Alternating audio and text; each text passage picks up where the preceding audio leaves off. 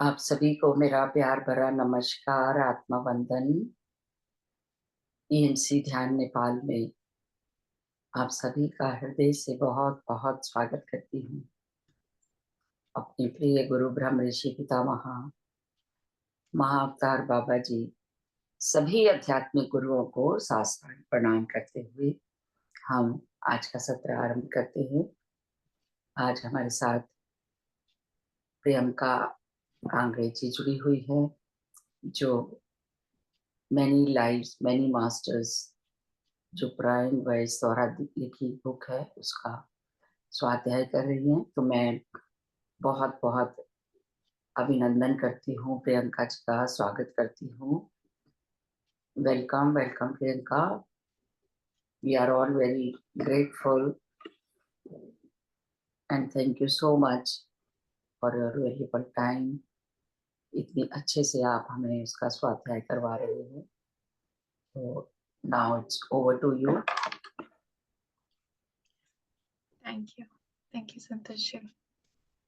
सर्वप्रथम आत्मवंदन पितामह बद्री जी, महाअवतार बाबा जी, सारे एस्ट्रल मास्टर्स, डिवाइन बीइंग्स, आप सभी मास्टर्स जो इस सेशन में पार्टिसिपेट कर रहे हैं, ध्यान कर रहे हैं, ज्ञान ले रहे हैं। सबसे पहले हम सेशन की शुरुआत ध्यान से करेंगे। तो ध्यान की स्थिति में बैठ जाइए, आंखें बंद कर लीजिए और हाथों की उंगलियों को एक दूसरे में ऐसे फंसाना है, पैरों को क्रॉस करना है और अपने आसपास पानी का ग्लास या बॉटल रख लीजिए। और अगर आपने चश्मा पहना है तो उतार दीजिए और कोशिश करिए कि ध्यान के दौरान अपनी आंखें ना खोलें।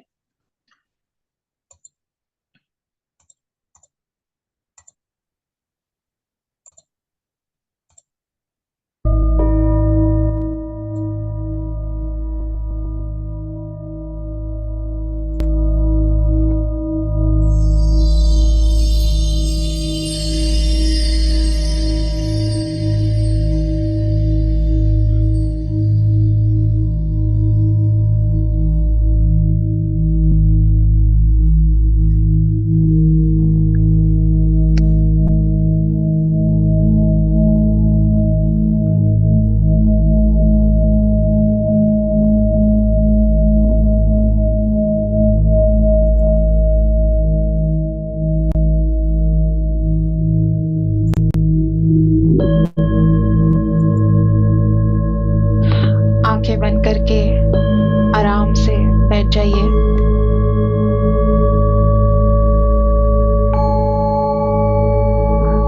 अपनी सांसों पे ध्यान दें। एक गहरी सांस लें और धीरे से छोड़ें।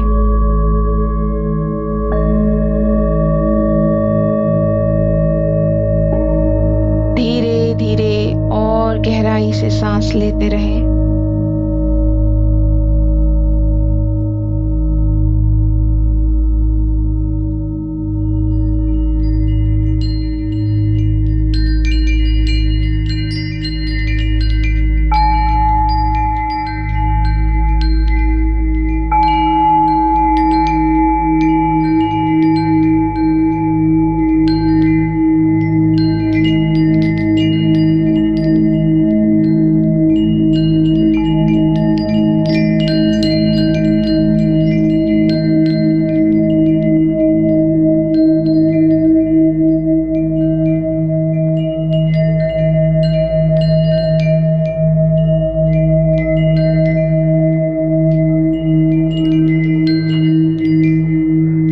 इस समय आप एक दिव्य आत्मा हैं।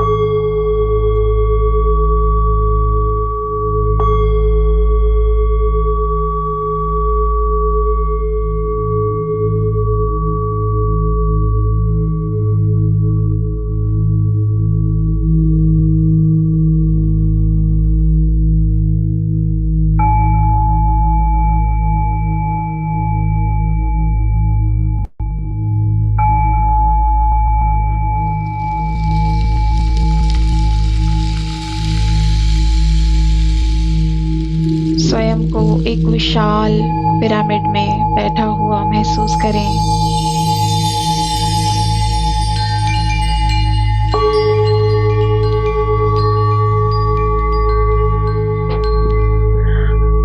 अब हम यहाँ पे महादेवी लक्ष्मी,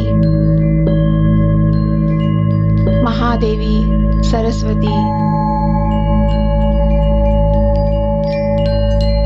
माता पार्वती,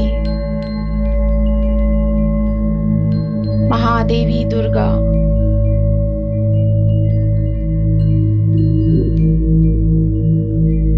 भगवान विष्णु,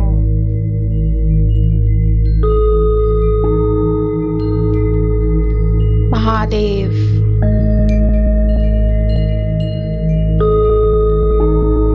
गणेश जी, हनुमान जी,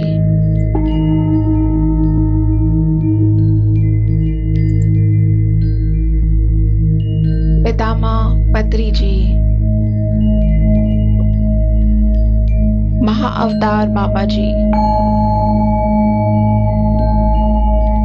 सारे एस्ट्रल मास्टर्स, स्पिरिचुअल गाइड्स, इन सभी को हम इस ध्यान में बहुत प्रेम से आमंत्रित करते हैं।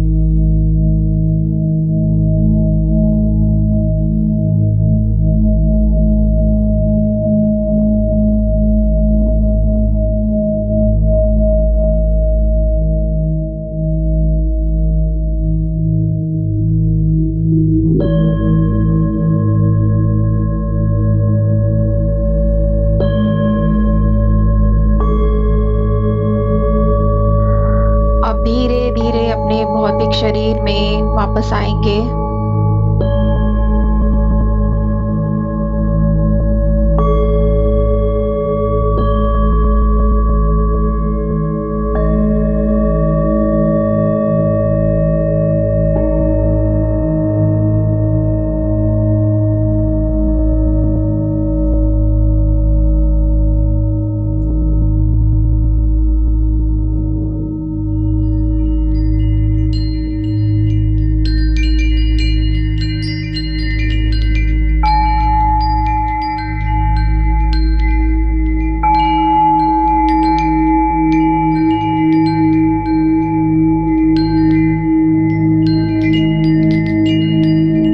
शरीर को एकदम रिलैक्स रखें।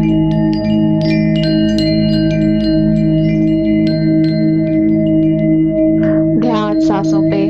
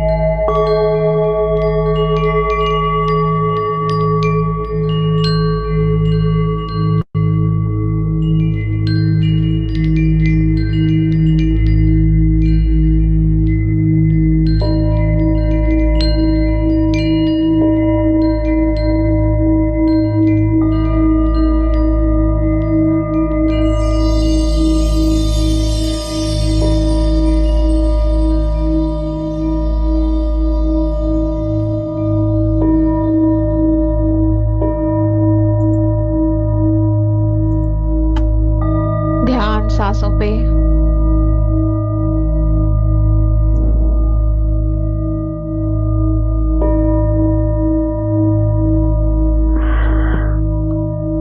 धीरे धीरे हाथों की उंगलियों को अलग करते हुए उन्हें अपनी आंखों पे रखें।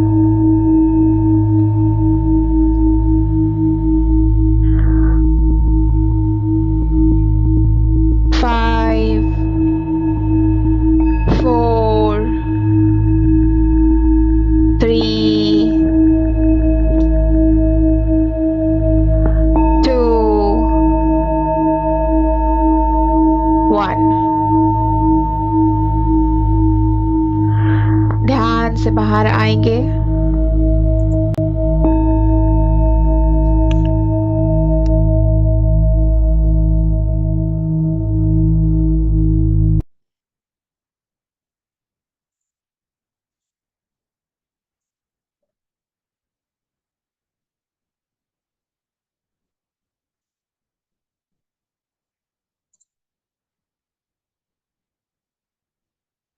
थैंक यू प्रियंका, बहुत अच्छा ध्यान लगा। Thank you so much.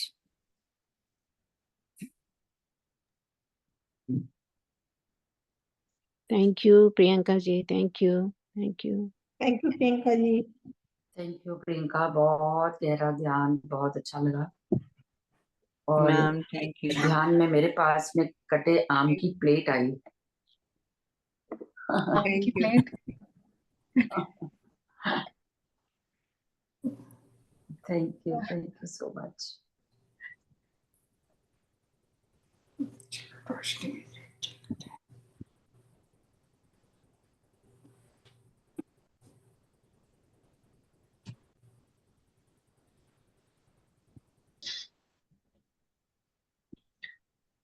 हम स्वाध्याय की शुरुआत करते हैं।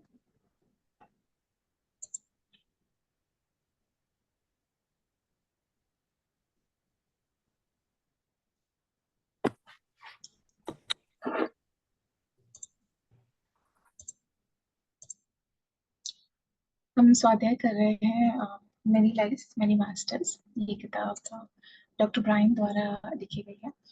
इसमें डॉक्टर ब्रायन बहुत फेमस ह्यूमन साइकोलॉजिस्ट हैं और इसमें वो उनकी पेशेंट कैथरीन, उनके साथ उनका जो जर्नी है पास्ट लाइफ रिग्रेशन का, उन्होंने प्लान नहीं किया था, ये अपने आप होने लग गया। उन्हें सिर्फ हिप्नोटिक स्टेज में ले जाके पता करना चाहते थे उनकी जो बीमारियां थी उसका कारण, लेकिन वो लोग पास्ट लाइफ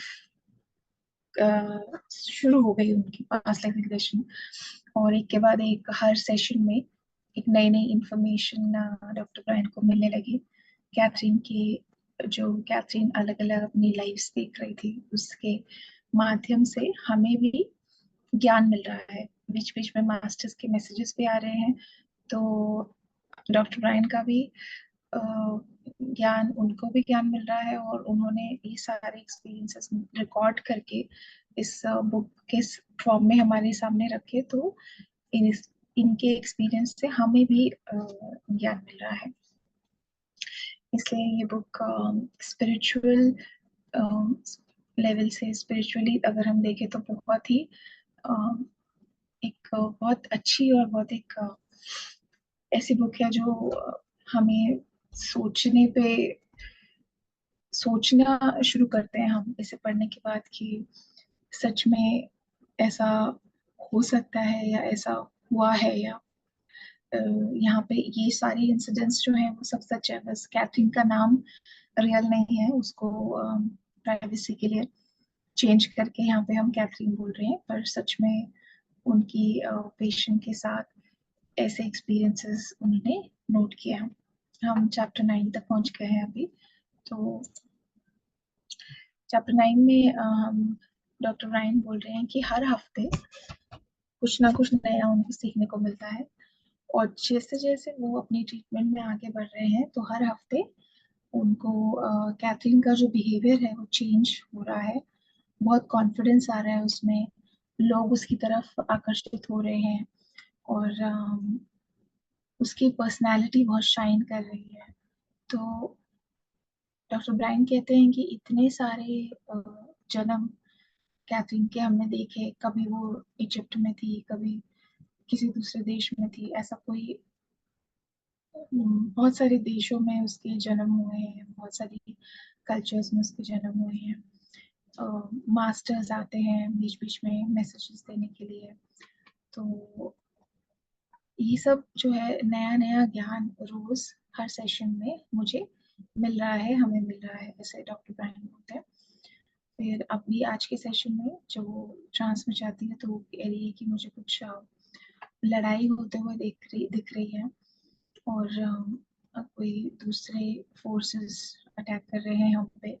मैं कहीं पे तो फ्रांस में हूँ, और उसने जो पहना था कपड़े, उसका कलर, सब कुछ बता रही है वो। फिर आसपास की बिल्डिंग्स दिख रही हैं, और बहुत ज़्यादा केओस है, बहुत ज़्यादा युद्ध चल रहा है मतलब वहाँ पे। और फिर डॉक्टर ब्रायन बोलते हैं तुम क्या कर रही हो, तुम्हारी एज क्या है? तो इस जन्म में वो एक पुरुष है, 35 एज है उसकी, ऐसे वो बोल रही है, और वो प्लेन उड़ा रही है। और फिर वो बोल रही है कि ये मेरा काम है प्लेन उड़ाना, चॉपर टाइप प्लेन को ये उड़ा रही है वो। और उसके बाद डॉक्टर मैन कहते तुम्हारी फैमिली वगैरह कहाँ पे है? तो बोल रही अभी तो नहीं है मेरे साथ। और बोल रहे कि किससे लड़ाई हो रही है, दुश्मन कौन है तुम्हारा इस युद्ध में? तो वो कह रही है अमेरिकन आर्म्ड फोर्सेस। तो बाद में डॉक्टर ब्रायन कहते हैं कि अच्छा उस टाइम पे जाओ जहाँ पे तुम अपनी फैमिली के साथ घर पे हो, शांति से रिलैक्स। तो वो जाती है, वहाँ पे उसको दिखता है और कोई उसको एरिक करके बुला रहा है, और फिर उसकी एक छोटी डॉटर होती है मार्गरेट करके, और वो डॉक्टर मैन कहते हैं वो तुम्हारी बेटी है? तो बोलते हैं हाँ। और उसके बाद वो अपनी वाइफ को देखते हैं वहाँ पे।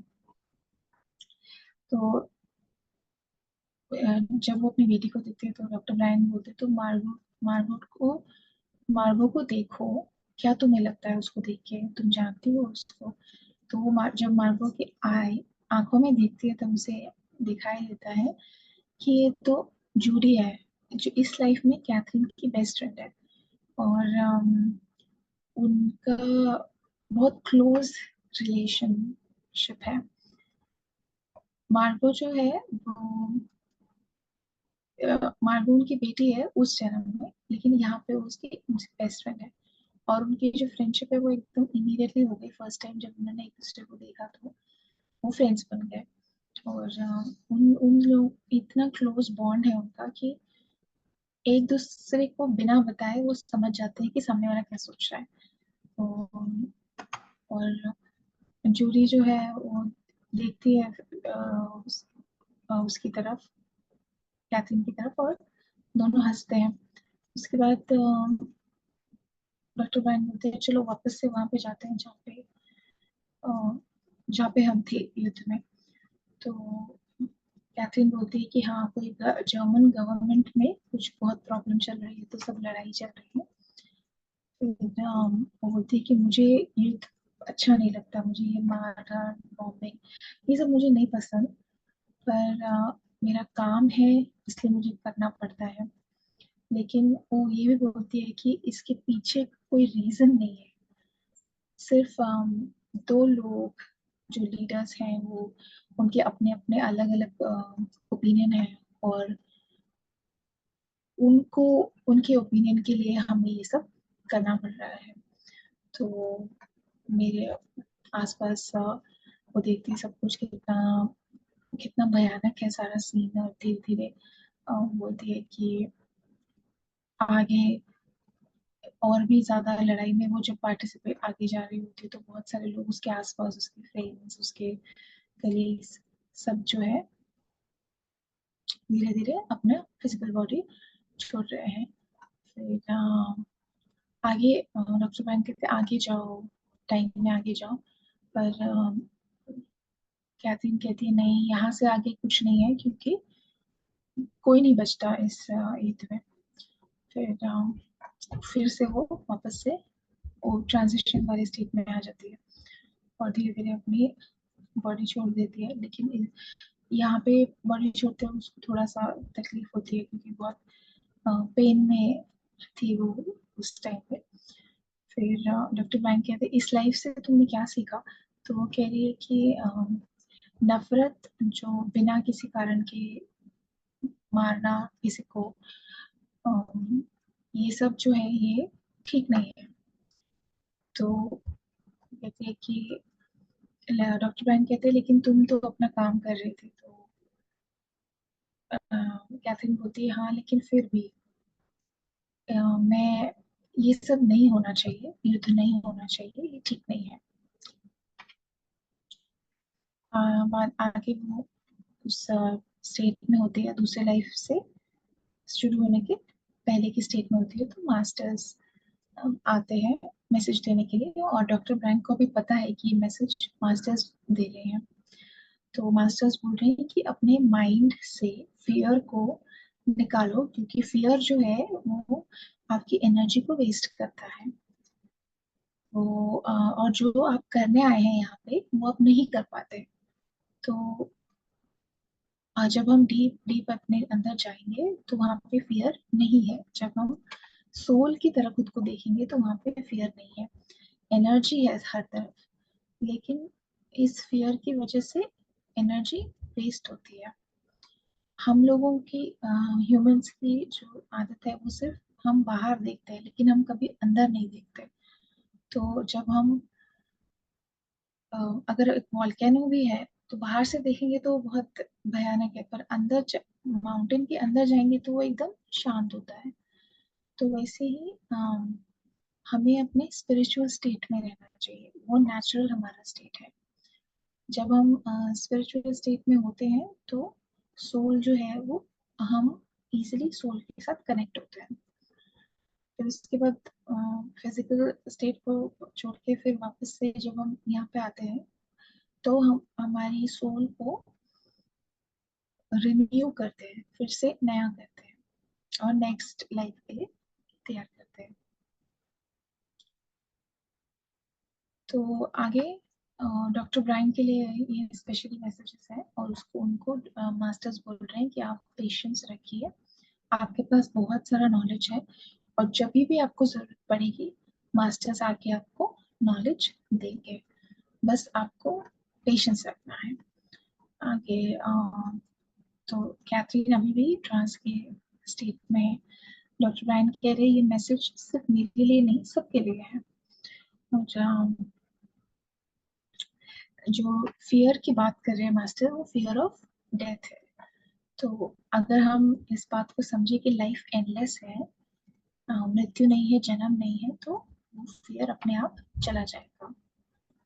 क्योंकि इससे पहले हम पता नहीं कितनी बार आए हैं और इसके आगे भी हम कितनी बार आएंगे।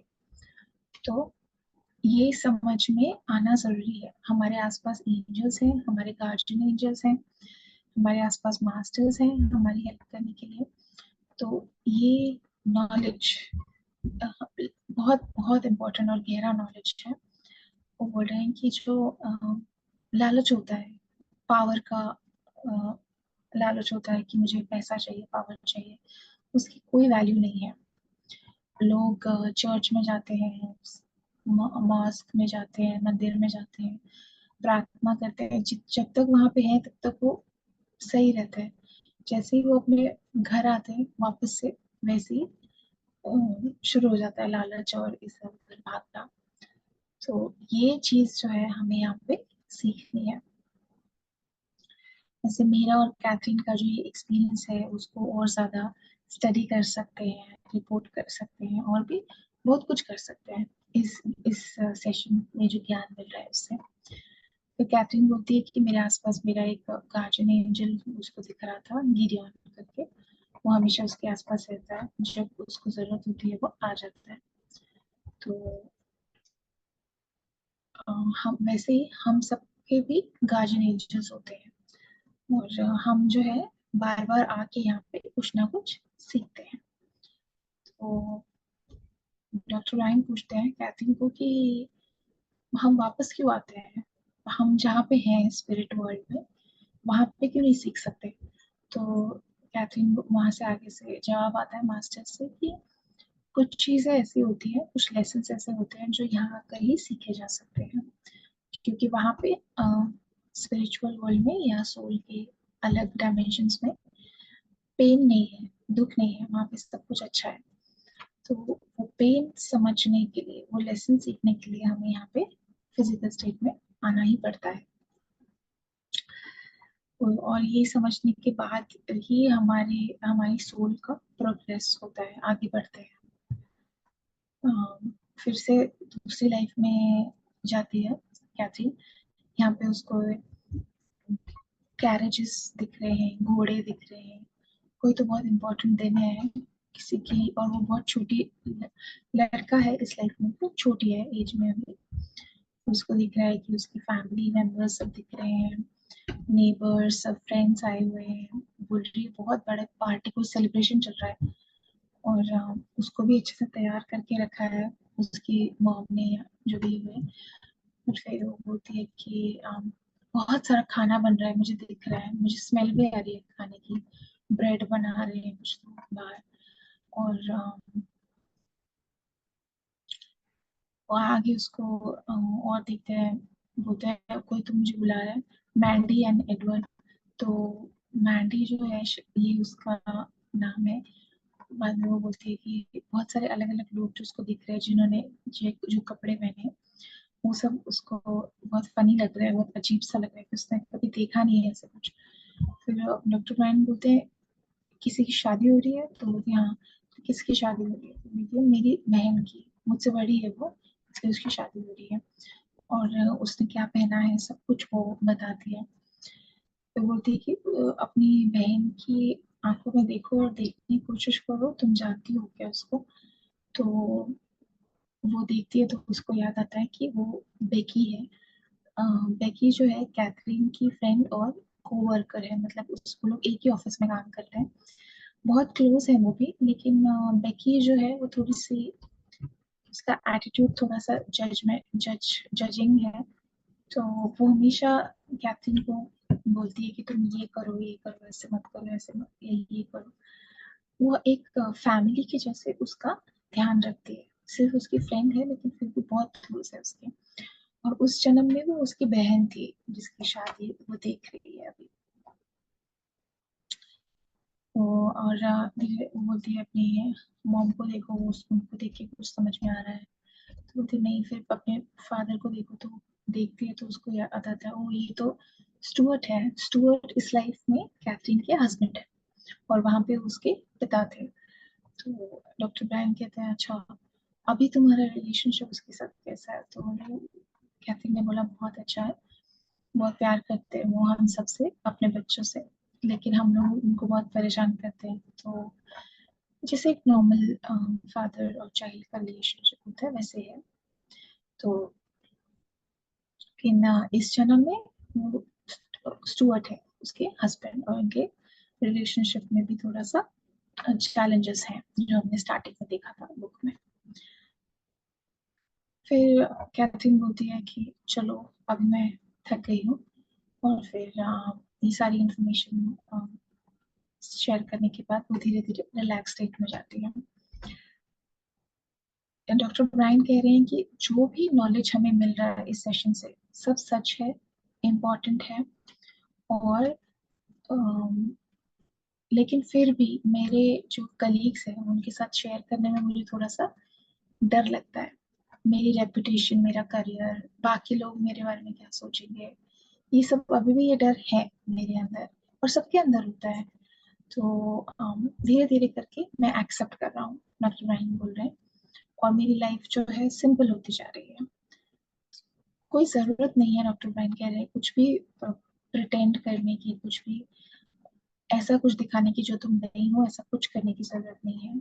आप ऑनेस्ट रहिए और डायरेक्टली बात करिए, जो आपको बोलना है आप बोलिए। फैमिली लाइफ आपकी शांत हो जाती है।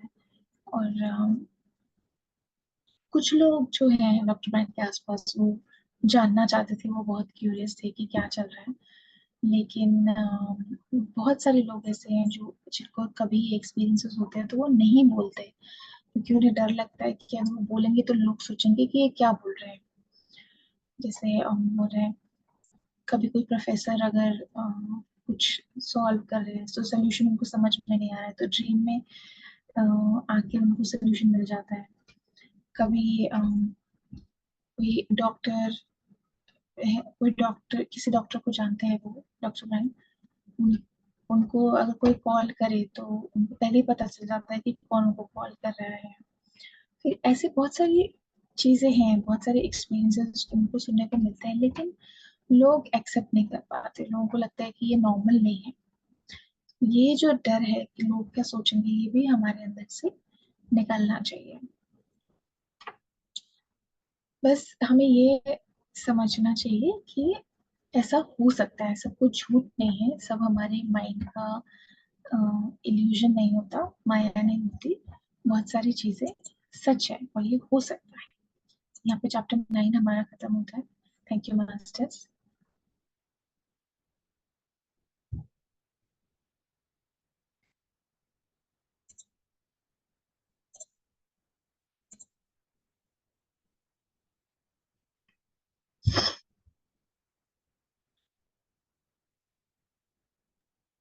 Thank you Priyanka.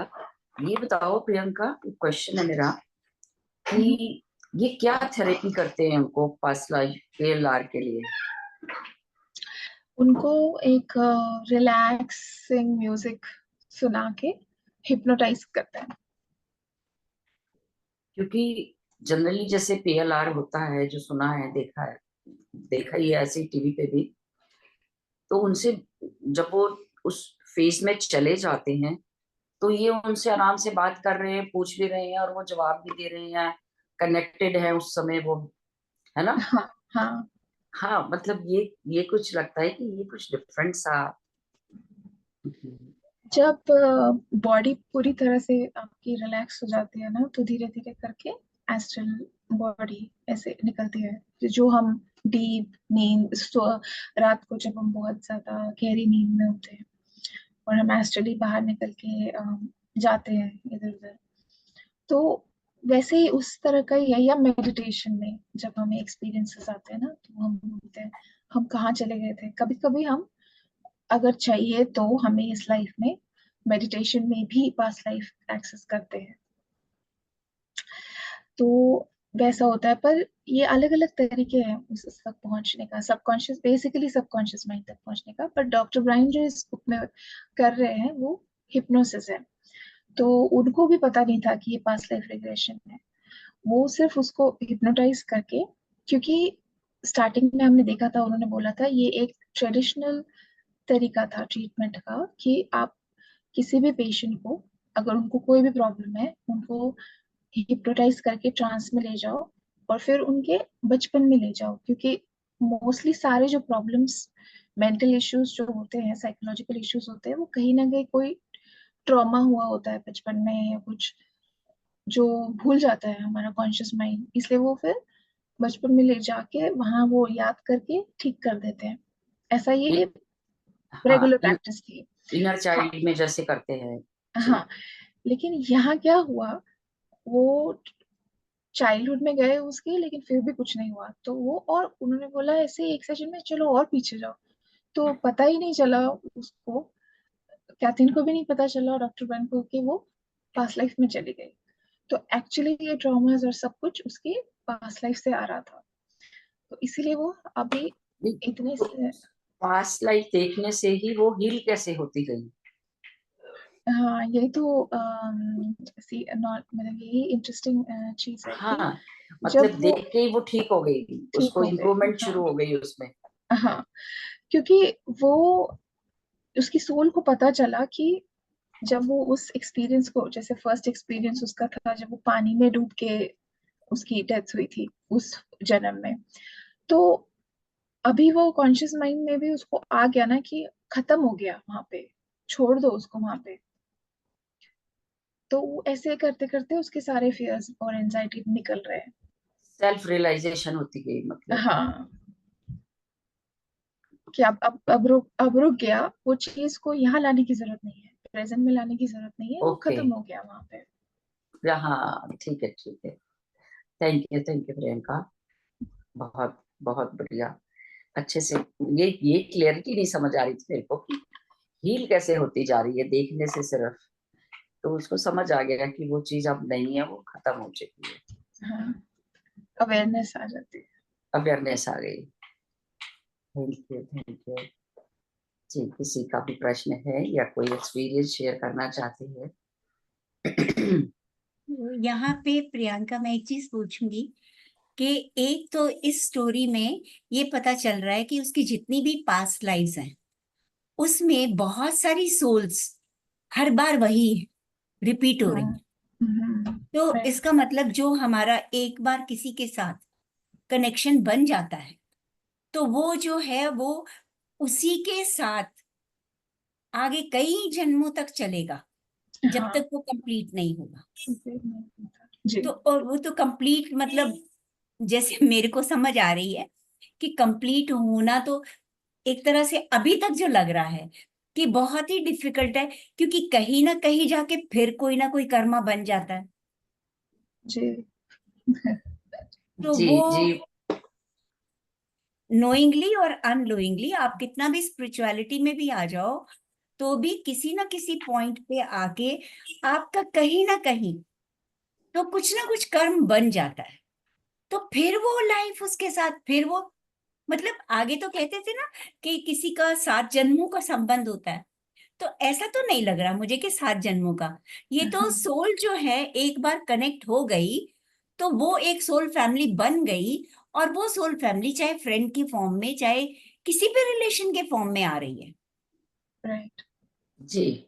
सोल और वो प्लान ही किसी तब न होता किसी है ना। फॉर्म में मिलती भी जरूर है ना। अब जैसे ये डॉक्टर और ये जो कैथरीन, कैथरीन है ये भी मिल ही रहे हैं ना किसी फॉर्म में। यस, जी,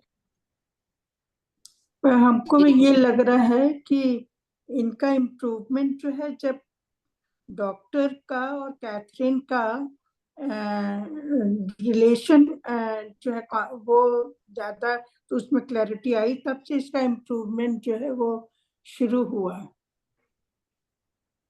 शायद। शायद ये भी होता है ना कि जब हम लेकिन शेयर कर लेते हैं किसी से, तो हाँ बिकॉज जब तक हम शेयर नहीं करते तो वो हमारे अंदर ही रहता है। और शेयर करने से, जैसे अब ये शेयर ही तो कर रही है ना, तो जहां जहां ये शेयरिंग करती जा रही है वहां वहां उसका रिलीज होता जा रहा है। तभी तो उसको ये कहते हैं भी ना कि आपके अंदर जो भी इमोशंस हैं दबी हुई, वो निकालो। चाहे हंसना पड़े चाहे रोना पड़े, तो आप उसको निकालो।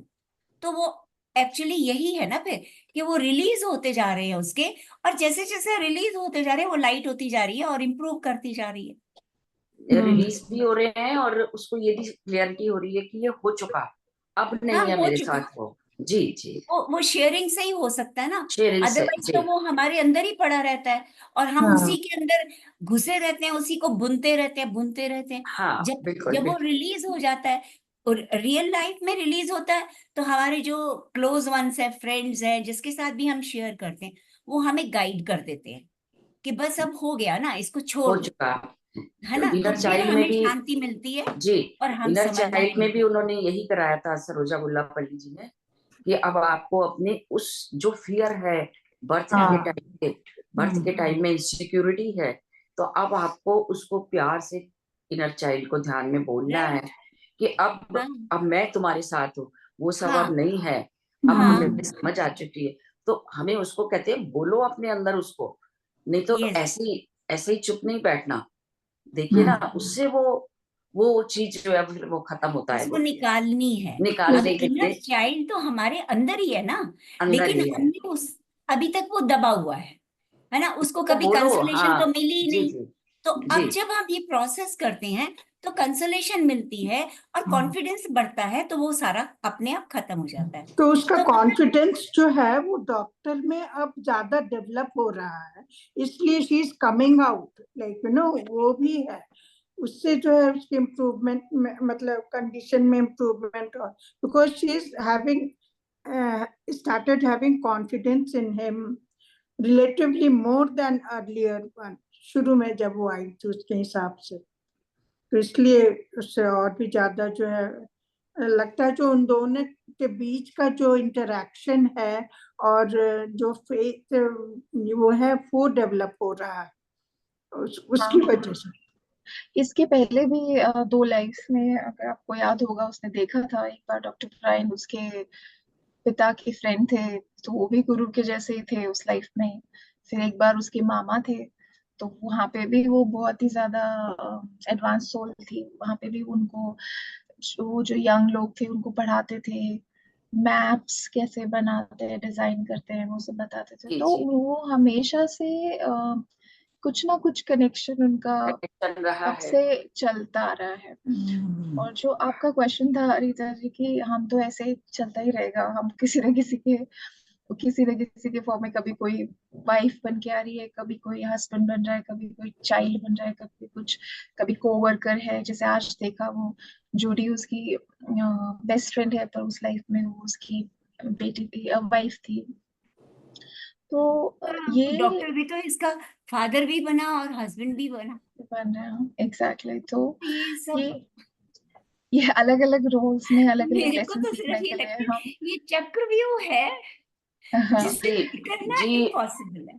तो इसीलिए रीता जी, डिटैचमेंट करना चाहिए, इसलिए हम हम्म, निष्काम कर्म के बारे में बोलते हैं ना, कि राइट, आप अटैच बिल्कुल। मत होइए किसी से, क्यों इस जन्म में वो आपके क्लोज है या जो भी है, लेकिन वो सोल अपनी जर्नी पे है, आप अपनी जर्नी पे है। और क्या।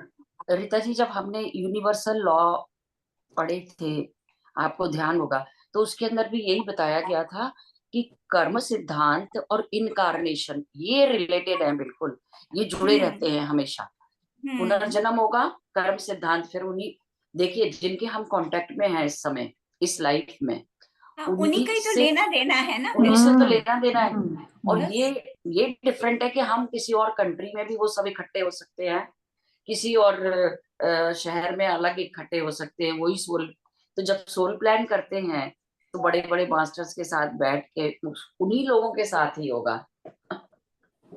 नहीं, जी एक एग्जाम्पल मैंने कहीं पढ़ा था जिसमें, सॉरी टाइम लग हो गया, बस छोटा सा एग्जाम्पल है, जिसमें दो लोग होते हैं, हस्बैंड वाइफ है या कुछ है, रिलेशनशिप तो है, जहां पे हस्बैंड टॉर्चर करता है, तो पहले वो बहुत परेशान रहती है, बहुत ज्यादा परेशान करता है, और वो भी बहुत ज्यादा परेशान रहती है।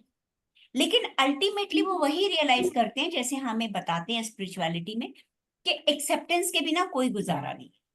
जब वो एक्सेप्ट करना शुरू कर देती है, जो टॉर्चरर है ना वो टॉर्चर करता ही जा रहा है, लेकिन जिसने पेशेंस आ गई, जिसमें जिसने एक्सेप्ट कर लिया, नेक्स्ट लाइफ में वो छूट गई उससे, क्योंकि उसका अकाउंट क्लोज हो चुका है।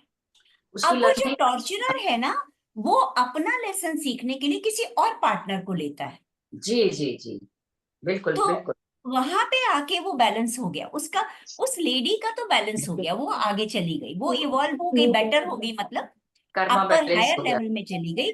और वो जो आदमी था जो क्यों? टॉर्चरर, उसका भी अकाउंट बिल्कुल वैसे का वैसे ही है, तो वो फिर किसी और के साथ आता है, तो वो भी होता ही होगा। होता ही लेकिन होगा हाँ, ऐसा। हाँ, कर्म तो वो सिद्धांत में यही है, क्योंकि राइट, जब तक उसका नहीं कर्मा पूरा, लर्निंग पूरी नहीं होगी, तो उसको तो उसी तरह से इनकारनेशन करना पड़ेगा। उसकी लर्निंग हो गई वो वाली कर्मा की, वो और हाँ, आगे बढ़ गई, इवॉल्व हो गई। वो आगे बढ़ जी गई। जी जी तो जी। मतलब बस मैं तो इस चीज को लेके डर जाती हूँ कि हम लोग, मतलब जैसे मैं अपना कह रही हूँ, मैं किसी और का नहीं कह रही, मतलब इस स्टेज में आके हमें ये चीजें समझ आनी शुरू हुई हैं।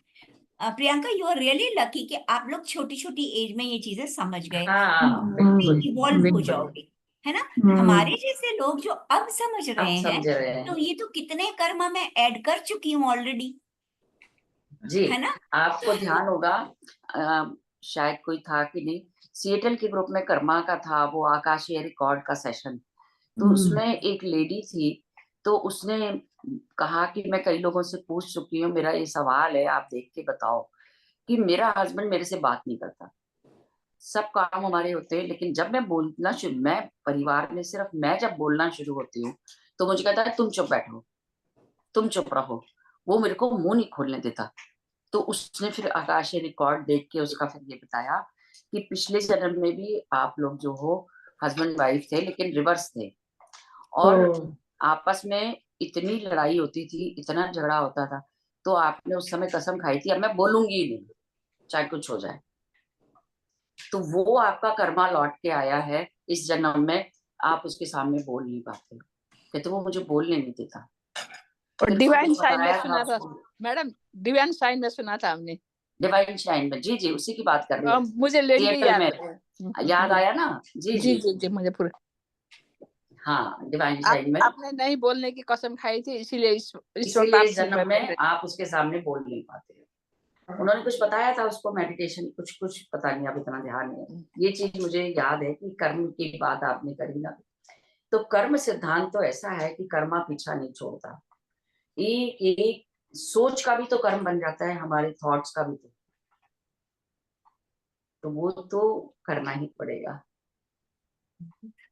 बहुत डिफिकल्ट लाइफ है ले सच दे में। के मेडिटेशन ही है इसका सॉल्यूशन, और कुछ नहीं है। लेकिन हाँ, ध्यान में बहुत चीजें आ जाती हैं।